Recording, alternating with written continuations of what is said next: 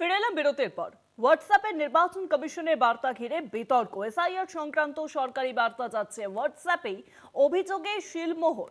Collective reporters সংস্থার এই অভিযোগ আগেই করেছিল তৃণমূল কংগ্রেস। হোয়াটসঅ্যাপের নির্বাচন কমিশনের বার্তা, নির্বাচন কমিশন কোনো নোটিশ দিয়ে বার্তা দিচ্ছে না, হোয়াটসঅ্যাপে বার্তা দিচ্ছে। এসআইআর সংক্রান্ত সরকারি বার্তা নাকি হোয়াটসঅ্যাপেই আসছে?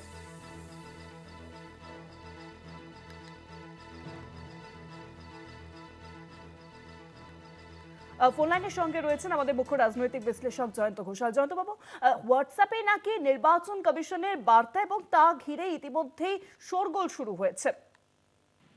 এটা অনেক আগেই মুখ্যমন্ত্রী মমতা বন্দ্যোপাধ্যায় তিনি অভিযোগ করেছিলেন যে এরকম ভাবে হোয়াটসঅ্যাপে এবং অনেক সময় গভীর রাতেও ইলেকশন কমিশন নির্দেশ পাঠাচ্ছে তাদের অফিসারদের। এবং পশ্চিমবঙ্গে বিভিন্ন জেলা শাসক যারা নির্বাচনে যারা কর্তব্যরত অফিসার, তারা এ ধরনের হোয়াটসঅ্যাপ মেসেজ অনেক সময় বেশি রাতে ব্যক্তিগতভাবে তাদের হোয়াটসঅ্যাপে আসতে শুরু করে। এবং স্বভাবতই তারা পশ্চিমবঙ্গের শীর্ষ কর্তৃত্বকে, মুখ্য সচিব এবং সরকারি স্তরে মুখ্যমন্ত্রী মমতা বন্দ্যোপাধ্যায়ের কাছে সে খবর যায় এবং তখনই তিনি নির্বাচন কমিশনকে এটা জানিয়েছিলেন যে এটা ঠিক হচ্ছে না। হোয়াটসঅ্যাপ একটা কমিউনিকেশনের মাধ্যম হতে পারে, সেটা ব্যক্তিগত স্তরে থাকতে পারে, কিন্তু নির্বাচন কমিশনের সেটা রেকর্ড থাকে না, কোনো নোটিফিকেশন থাকে না। খুব এতটা ইনফর্মাল ভাবে নির্বাচন কমিশন কাজ করলে সেটাকে যদি বলা হয় যে এটাই ডু ইট নাও, তাহলে সেক্ষেত্রে কিন্তু সবাই যদি আজকে গোটা দেশের সবাই যদি হোয়াটসঅ্যাপে সমস্ত মুখ্যমন্ত্রী, সমস্ত রাজ্যপাল, সমস্ত মুখ্য সচিব সবাই যদি হোয়াটসঅ্যাপে নির্দেশ দেওয়া শুরু করে, তাহলে এই পরম্পরাটা কিন্তু একটা প্রচন্ড ভয়াবহ সাংবিধানিক নৈরাজ্য সৃষ্টি করবে।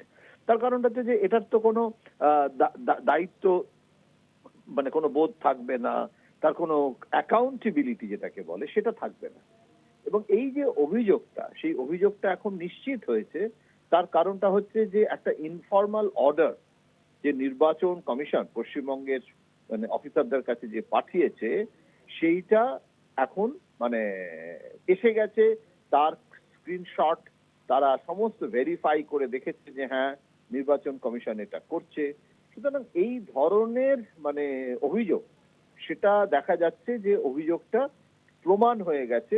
ইনভেস্টিগেট করে একটা রিপোর্টার্স প্ল্যাটফর্ম আছে, তারা সেটাকে খতিয়ে দেখেছে এবং খতিয়ে দেখে তারা সেটাকে কিন্তু আজকে এক্স হ্যান্ডেলে সেটাকে সবটা সবিস্তার জানিয়ে দিয়েছে। এখন এর ফলে যেটা হলো সেটা হচ্ছে যে এই অ্যালিগেশন যেটা টিএমসির যেটা প্রথম তারা করেছিল, সেটা এই রিপোর্টার্স কালেক্টিভ তারা ভেরিফাই করেছে এবং ভেরিফাই করে তারা একটা রিপোর্ট দিয়েছে এবং তারা দেখিয়েছে যে কিভাবে এটা কাজ করছে। তাহলে এই ধরনের ঘটনা অবাঞ্ছিত এবং এখানে কিন্তু অনেক রকমের কি বলে এটা ফেক হতে পারে এবং এক্ষেত্রে এমন কোনো অর্ডার থাকতে পারে যেটা আদালতে চ্যালেঞ্জ করা যাবে না হোয়াটসঅ্যাপে এসছে বলে, অথচ অর্ডারটা করে দেওয়া হলো এবং সেটাকে বলা হলো তুমি এটা ওটা করো। তো সেইটা মুখ্যমন্ত্রী বারণ করেছিলেন এবং সেটা ভেরিফাই করে দেখা গেছে যে সেটা সত্য। এখন এটা বিজেপির প্রতিক্রিয়ার প্রয়োজন নেই, কেননা এটা জবাব দেওয়ার কথা নির্বাচন কমিশনের। নির্বাচন কমিশন সত্য কথাটা বলুক না, তারা যদি বলেন যে এটা না অসত্য, তাহলে সেটা আমাদের জানাক। সমস্যা হচ্ছে যে মুখ্যমন্ত্রী এতগুলো চিঠি দিলেন, নির্বাচন কমিশন উত্তরে থাকো মৌন বলে মৌনব্রত পালন করছেন। সেটা কি গণতন্ত্রের জন্য কাঙ্ক্ষিত একটা পরিস্থিতি? সুতরাং আমার মনে হয় এই সরকারি বার্তা হোয়াটসঅ্যাপে দেওয়া অবিলম্বে বন্ধ করা উচিত। আর বন্ধ না হলে তার জন্য আরো বড় ধরনের প্রতিবাদ রাজ্য সরকারের পক্ষ থেকে হবে। সেটা কিন্তু নির্বাচন কমিশনের জেনে রাখাটা উচিত কাজ হবে।